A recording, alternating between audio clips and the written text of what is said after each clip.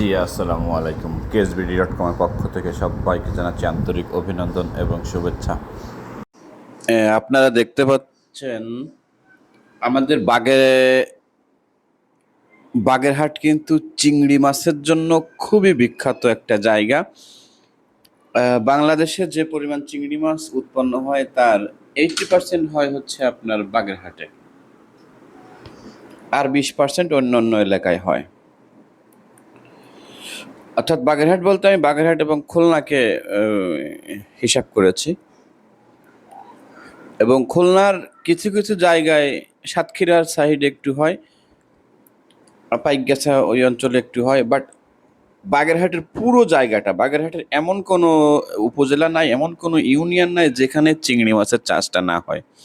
কারণ এখানকার পানি প্রচণ্ড রকমের লবণাক্ত, এবং চিংড়ি মাছ উৎপাদনের জন্য বিশেষ করে বাগদা চিংড়ি, গলদা চিংড়ি, অন্য অন্য কাপ জাতীয় মাছ উৎপাদন করার জন্য একেবারে পারফেক্ট একটা জায়গা।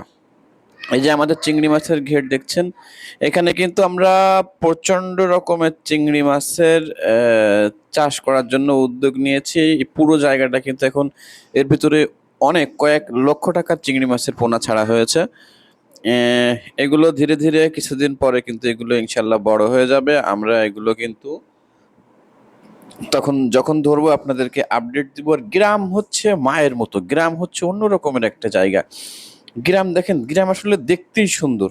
এই যে প্রকৃতি, এই যে নেচার, এই যে একেবারে নির্ভেজাল একটা পরিবেশ যেখানে অক্সিজেন এর পরিমাণ অনেকাংশে শহর বা অন্য অন্য জায়গা থেকে অনেক বেশি। এখানে কিন্তু জীবন ধারণ, বেঁচে থাকা সহজভাবে অক্সিজেন পাওয়া যায়, সুন্দর নির্ভেজাল অক্সিজেন পাওয়া যায়। বাট ইদানিং গ্রাম কিন্তু প্রত্যেকটা এলাকায় গ্রাম কিন্তু অনেকটা ডিফিকাল্ট হয়ে গেছে গ্রামে থাকা। রাজনীতি, মানুষের চিন্তা চেতনা আসলে অন্য রকমের হয়ে গেছে কিছু কিছু মানুষের। সব এলাকায় না, বাট আমি ইদানিং দেখেছি এই বিগত প্রায় বছরখানেক ধরে বা 8-9 মাস, এই যে একটু অন্য রকমের আচরণ করতেছে মানুষ। এটা আসলে খুবই দুঃখজনক। আপনারা সবাই জানেন বাংলাদেশের কি পরিস্থিতি, প্রত্যেকটা এলাকার পরিস্থিতি আপনারা জানেন। যা হোক, অনেক কথা বললাম। এটা হচ্ছে আমাদের চিংড়ি মাছের ঘের। এই জায়গাটা কেএসবিডি.কমের জন্য নির্ধারিত স্থান। এখানে আমরা কিছুদিন পরে আমরা আমাদের কেএসবিডি.কমকে যেখানে আছে এখন বর্তমানে, এখান থেকে ইনশাল্লাহ শিফট করে নিয়ে আসব। আপনাদেরকে আমি সব আপডেট জানাবো। বাট আপাতত এখানে বাগদা চিংড়ি, গলদা চিংড়ি এবং কিছু কাপ জাতীয় মাছ কিন্তু এখানে আমরা ছেড়েছি। এটা কিন্তু আপনাদেরকে জানিয়ে রাখি। বাট এই জায়গা যখন আমরা ক্রয় করি, জায়গার দলিল, বিভিন্ন জিনিস আপনাদেরকে আমি সবসময় আপডেট দিতে পারিনি। এই জায়গাটা রিসেন্টলি আমরা এই বছরই কিনেছি।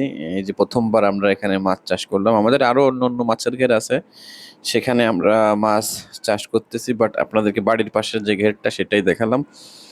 এখানে ইন ফিউচারে কেএসবিডি.কমের প্রতিষ্ঠান এখানে আমরা বিল্ডিং করব। এখানে আমাদের বাড়ি করার ইচ্ছা আছে। আমাদের বর্তমান বাড়ি, এখানেও বিল্ডিং, ভালো বাড়ি, বাট একটু স্পেসের জন্য আমরা পরবর্তীতে আবার করবো। দেখেন কত ফাঁকা গ্রাম, একেবারে নির্ভেজাল একটা পরিবেশ, কত সুন্দর। হ্যাঁ, এটাই গ্রামের স্বতন্ত্রতা, এটাই হচ্ছে গ্রামের বৈশিষ্ট্য। এই বৈশিষ্ট্যর কারণেই কিন্তু গ্রাম সুন্দর। গ্রাম শুধু শুধু সুন্দর না, এখানে বিদ্যুৎ লাইনও আছে, বিদ্যুৎটাকে সহজে আমরা পাবো ইনশাল্লাহ। বিদ্যুতের সমস্যা হবে না। এখানে একটা শিল্প মিটার বা বাণিজ্যিক মিটার যেগুলো বলি, ওগুলো নিয়ে আসা লাগবে। তারপরে কিন্তু এখানে আমরা নেক্সটে এখানে আমাদের কেএসবিডি.কমটা আমরা স্থানান্তরিত করব। আপনাদেরকে আমি সব কিছুই জানাবো। সবাই আমার জন্য দোয়া করবেন, প্রতিষ্ঠানের জন্য দোয়া করবেন, প্রতিষ্ঠানের সাথে থাকবেন ইনশাআল্লাহ। আপনাদের দোয়ায়, আপনাদের আশীর্বাদে আমাদের প্রতিষ্ঠান কিন্তু দিন দিন উত্তরোত্তর সমৃদ্ধি আমাদের আসতেছে। আমাদের প্রতিষ্ঠান আরও বেশি স্ট্রং হচ্ছে, আরও বেশি শক্তিশালী হবে। আপনাদেরকে সাথে করে নিয়ে যেতে হবে অনেক দূর, এটাই স্লোগান, যেতে হবে অনেক দূর। এবং এই যাওয়াটা আপনাদেরকে সাথে করে নিয়ে যেতে চাই, আপনাদেরকে সঙ্গী করে নিয়ে যেতে চাই। আপনারা ছাড়া কিন্তু আমার কোনো মূল্য নাই, আপনারা ছাড়া একেবারেই মূল্যহীন আমি। এটা আমি উপলব্ধি করি এবং স্বীকার করি এবং বিশ্বাস করি মনে প্রাণে।